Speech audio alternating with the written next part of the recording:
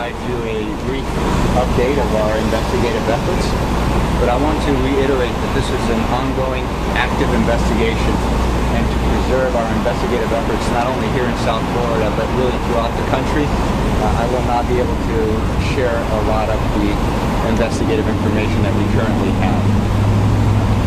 Last night, we began to process the crime scene at Terminal 2.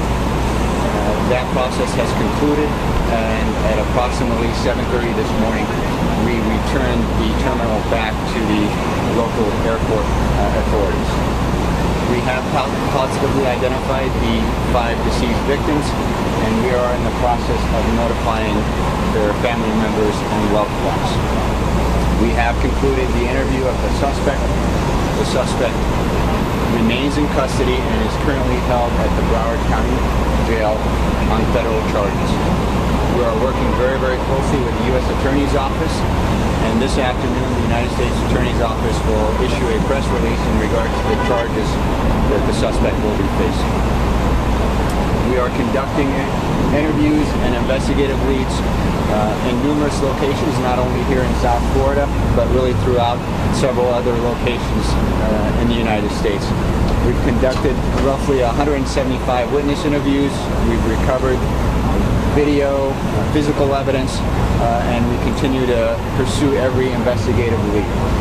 We have not ruled out anything. We continue to look at all avenues and all motives for this horrific attack. And at this point, we are continuing to look at the terrorism angle in regards to the potential motivation behind this attack. I'm Broward Sheriff Scott Israel. I want to provide a status update and a point of clarification. We have 6 gunshot wound victims at the hospital.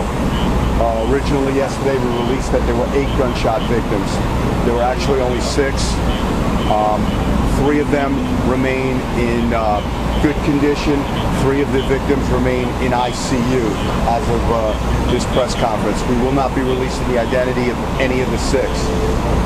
From a point of clarification, I've been asked repeatedly, why was the airport closed yesterday?